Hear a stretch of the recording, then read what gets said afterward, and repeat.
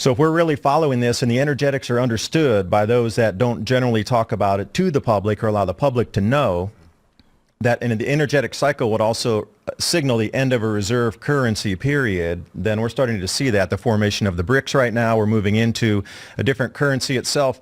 So I'm just wondering why. This is an anecdotal side point here, that these cycles, energetic cycles, match up with currencies and the lifetime of a currency on a reserve status. Civilization Cycle interviews experts and individuals who understand the intensifying cycle of economic, societal, and government upheaval, so you can stay ahead of the changes in our world and keep your family safe.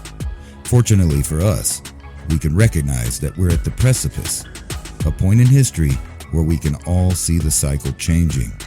Where we go from here is up to us. So let's start the conversation, and welcome to the show. Additionally, researchers found that unseeded hurricanes often undergo the same structural changes that were expected from seeded hurricanes. This finding called Storm Fury's successes into question, as the changes reported now had a natural explanation. The last experimental flight was 1971 due to a lack of candidate storms and a changeover in NOAA's fleet.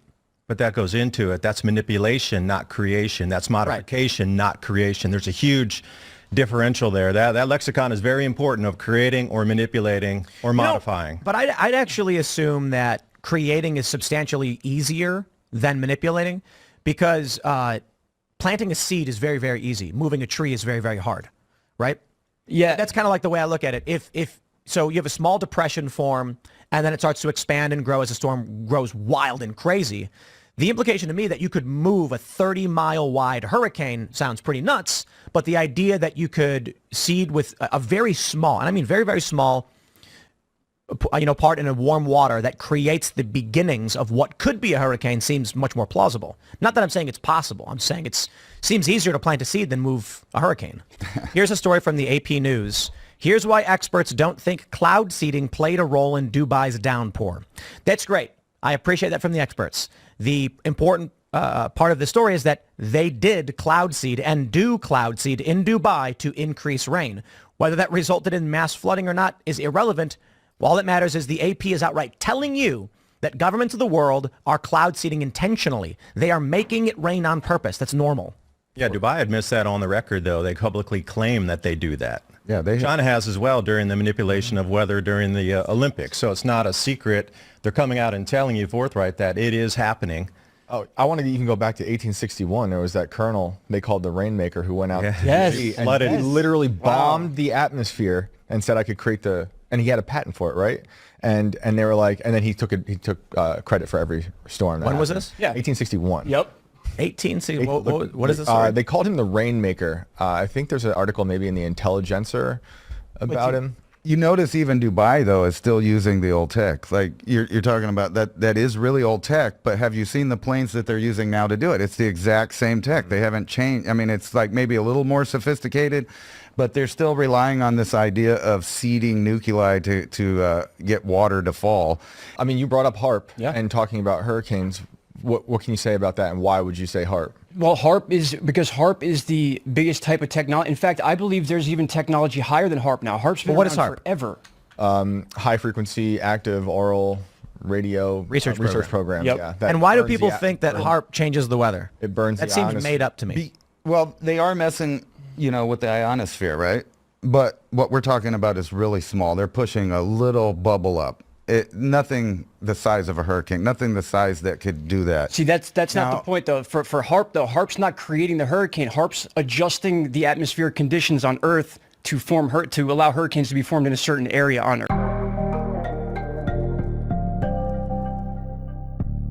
There's this big leap where they're like, they built the thing, also it controls the weather. And I'm like, where's the missing I think link it's there? more than just controlling weather. I think they're burning, they'll tell you they're burning a hole in the ionosphere, which is where radio transmissions go. Migratory birds use the ionosphere, the magnets with the cryptochromes.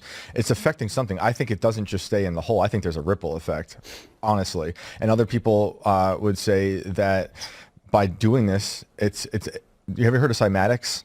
Like with frequencies used to make a sound become matter. I think there's something to Tim's point, the leap, that's for me is where I'm thinking of, if you can control something through frequencies like cymatics does with shapes in matter or sound into matter, that's a reason it could potentially be controlling weather. I just scale it up. Now the sun's frequency is changing, so that would also bend and also have changes in Earth's magnetic field. So could you do something at a higher amplification possibility by knowing that resonant frequency is changing, because it's a known fact Earth's magnetic field is declining. It was about 5% per decade, but now has that sped up? I mean, the swarm data has gone offline. So use cymatics and bring it into a different magnetic field state, and then could the output be different because of that different field that it's evolved in? Yeah, I think there's a potential for something nefarious to be happening there. Yeah, there's a lot. It's not just Alaska. This one, yeah, exactly. There's a lot many of harps, and if you think, if you a lot of believe CERNs. that they're, I was just going to say, if you believe that they're Amazing smashing space. particles at the speed of light together beneath Geneva, that do create microscopic black holes that other people, like scientists, are worried. Yeah, might but don't eat up touch Earth. the weather. This is also possible. Then, Don't touch the weather ever. And aren't they building a larger hadron collider? Yes. I think they're doing black holes now beneath South Dakota at some point. Yeah, so we have Fermilab, which is a super collider, and that's in Illinois, and it's massive. And then the Large Hadron Collider, which it's Geneva, but it's actually bigger than that. It's this massive ring throughout Central Europe. And they want to build bigger ones so they can get to higher and higher speeds and smash particles into each other, simulating the conditions of the Big Bang, they say. Yeah. Please stop.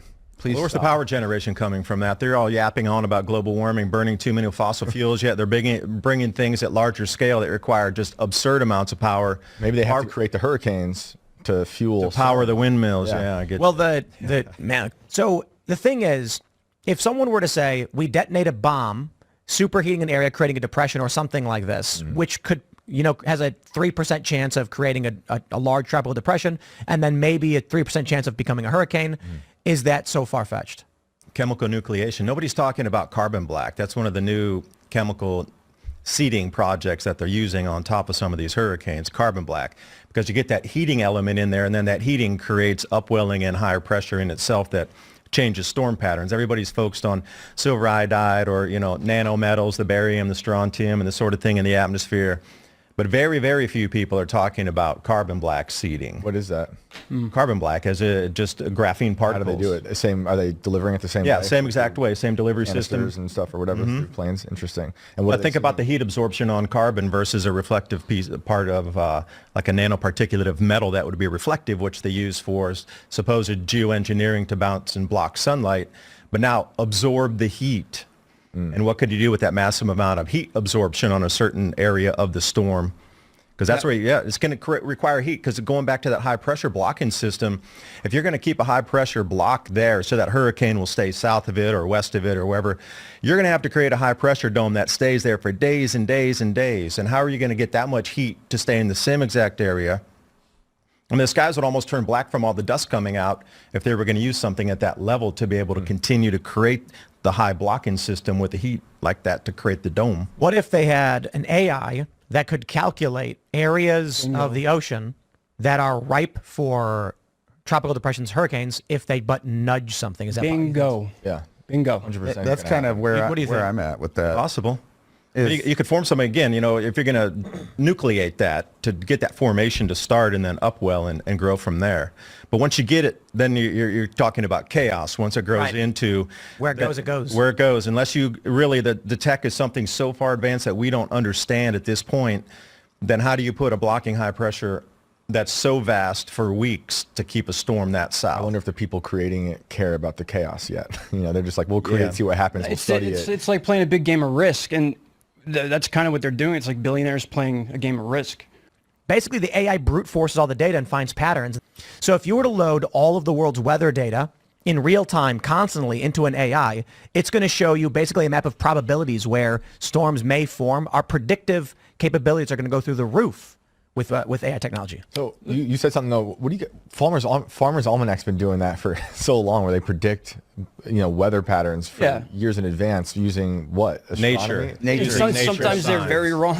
Often Sometimes very wrong, right? But sometimes they say they're 80% right, but other people say they're 50% right. But Well, it's here's a- Solar data too. They use a lot of solar data. Here's a question. What do you guys think is more complicated to do? Human biology, like understanding human biology start to finish, or understanding weather on a planet? What do you think? Weather. There's trillions of You think variables. weather's more in depth than like a human biology? I think so. Well, I was going to say, kind of look at, they're already using AI for their spaghetti models and all kinds of stuff. But when you think about that, really, if you've seen what happens when you allow an AI to have access to a quantum computer, you're talking about next level computational stuff. So I would agree that with all of the data that we have, they might be able to find the right spot to seed or things like that using AI, and maybe even know where it's going to go. But look how they do the weather now. This is why all of the world's governments are racing full speed towards AI, because it is the most powerful super weapon. Right. You don't need to make the weapon. The AI will just tell you, if you heat this one area by 3 degrees in this radius, this will happen. And you're going to be like, okay, you don't need to build a weapon. And then you're going to be like, how do we heat it up? And it's going to say, take these metals and take these things, combine these chemicals, and it'll do it for you.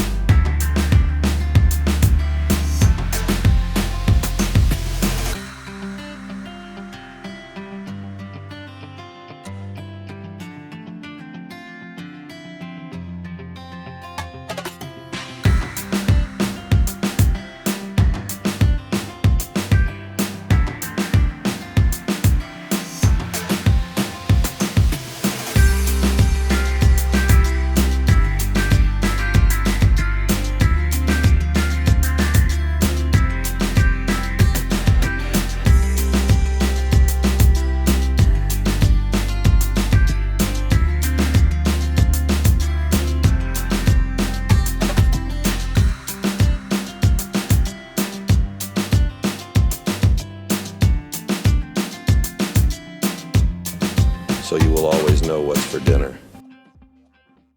But to predict global weather, I don't know that humans have been around enough, tracking enough data to really understand what's happening. Yes, let me combine these two ideas, and then Brian, I'd like to get your opinion on it.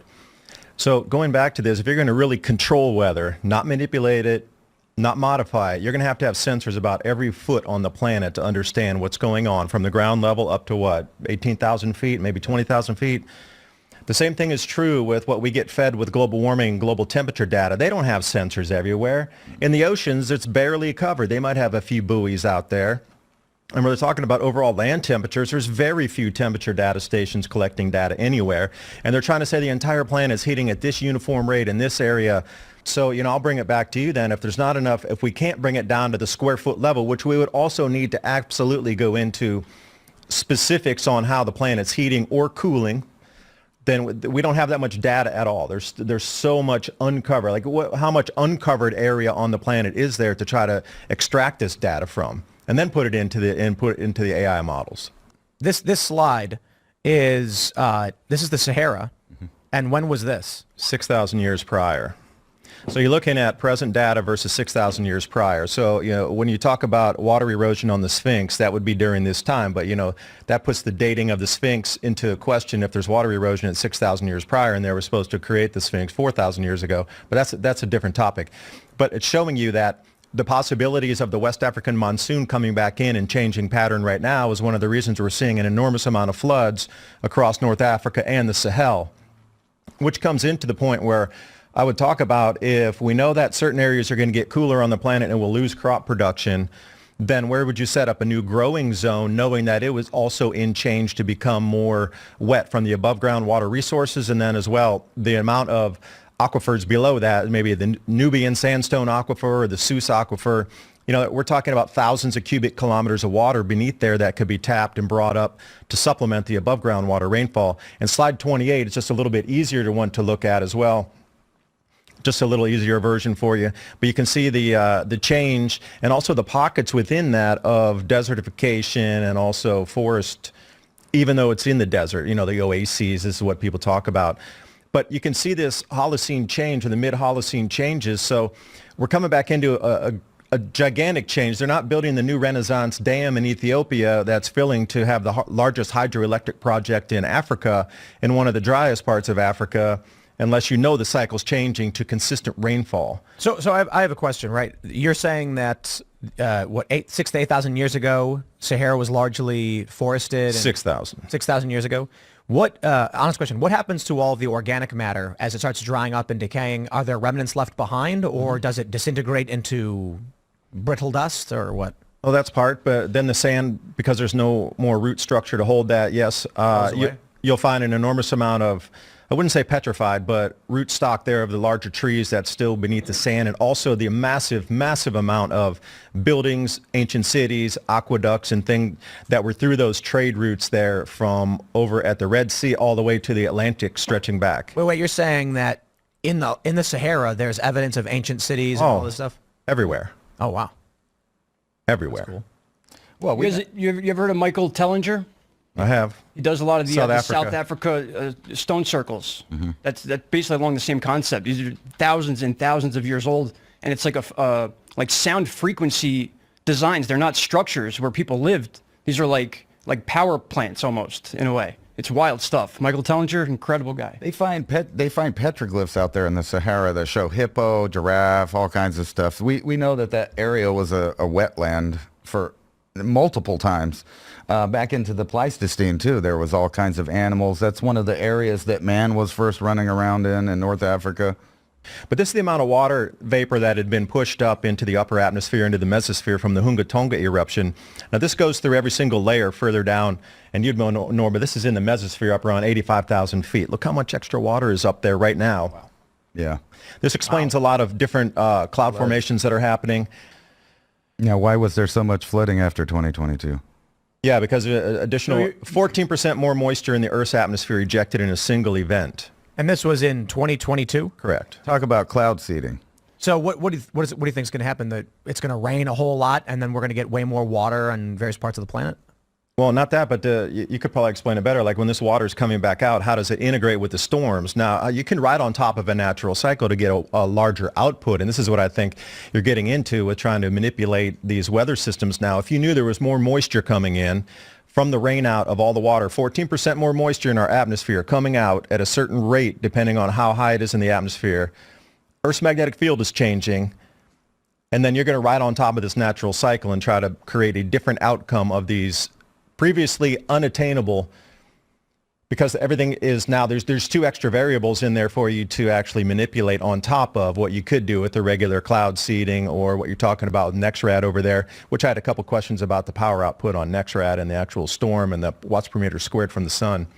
Whenever they're talking about like why something happens, like if you were talking about the floods, you would have to add all of these ideas. There was a comet that just went by the sun. We've had that probably sparked solar flares, or at least interacted with it. And we know that solar flares, when we have a geomagnetic storm, affects cloud seeding as well. Right. So, and then you add Tonga, that was all of that ocean water put up that's extra, right? And then everybody's like, why are we having these, 100-year floods or 200-year floods, 1,000-year floods? Well, 14% more water in the atmosphere might explain something, and it's going to even out, though. It is ocean water. It came from the ocean. It wasn't extra water like from a glacier or something.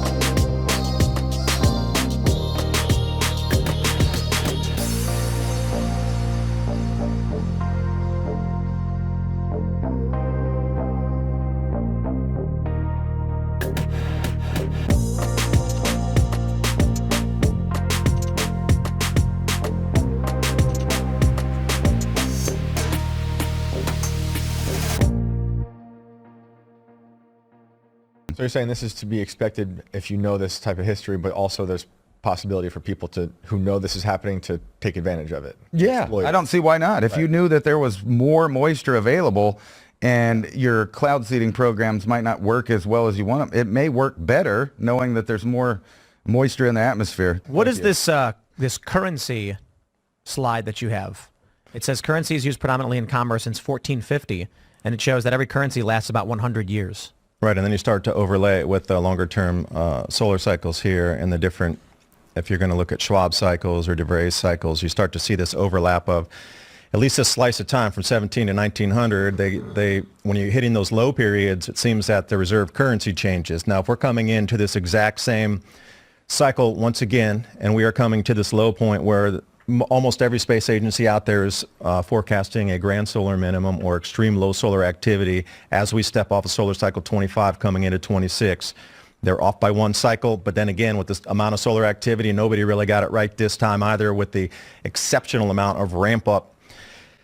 So if we're really following this and the energetics are understood by those that don't generally talk about it to the public or allow the public to know, that in the energetic cycle would also signal the end of a reserve currency period, then we're starting to see that, the formation of the BRICS right now. We're moving into a different currency itself. So I'm just wondering why. This is an anecdotal side point here, that these cycles, energetic cycles, match up with currencies and the lifetime of a currency on a reserve status. Interesting. And now you've got the BRICS nations launching a brand new currency. Why now? Political opportune moment?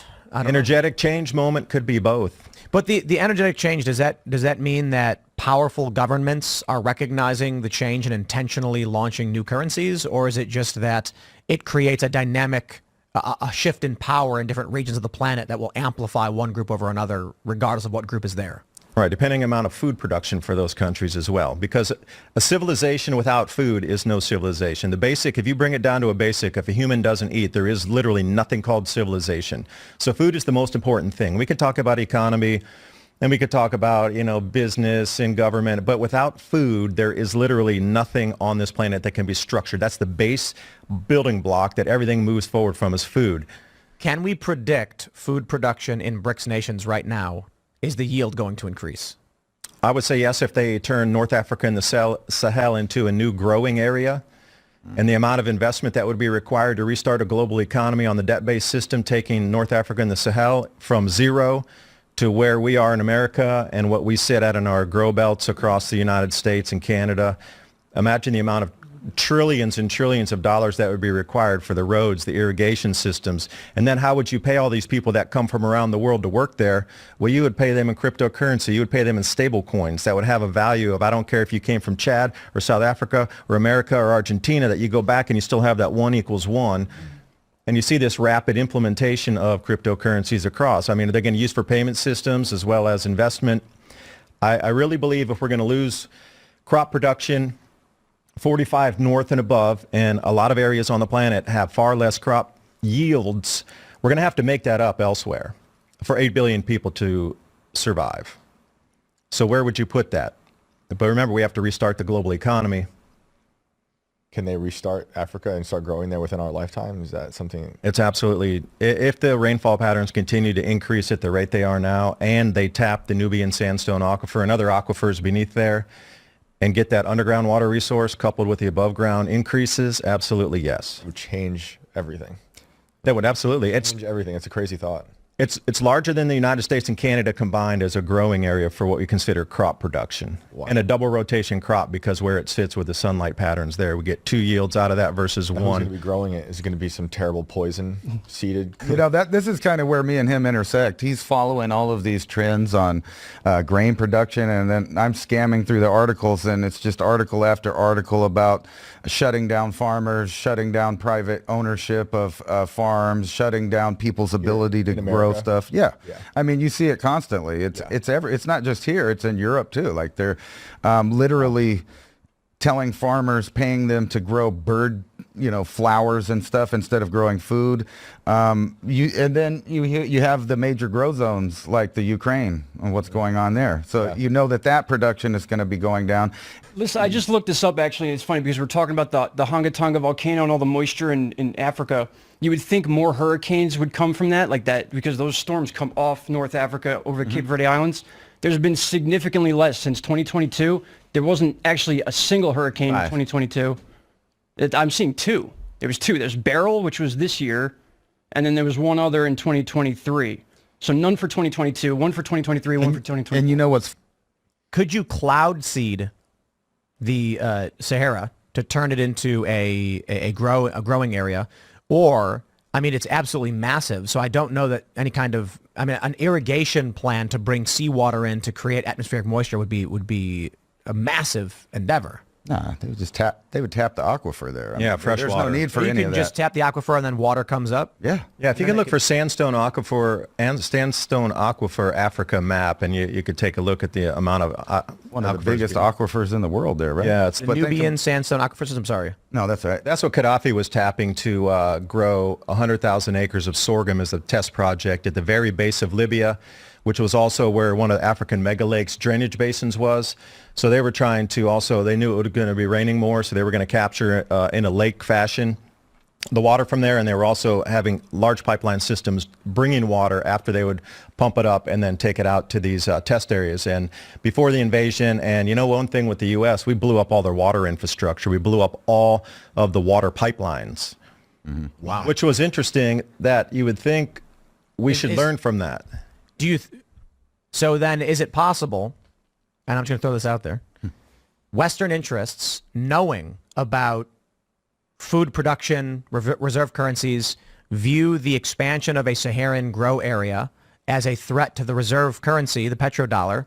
So they destabilize the region, preventing them from creating food in the area. Until they're the ones who set it up. Yeah. Right. Why did we destabilize that whole area that we're looking at there, Libya, all the way, all of that has been destabilized, and millions of military-age men left their countries that they would be at.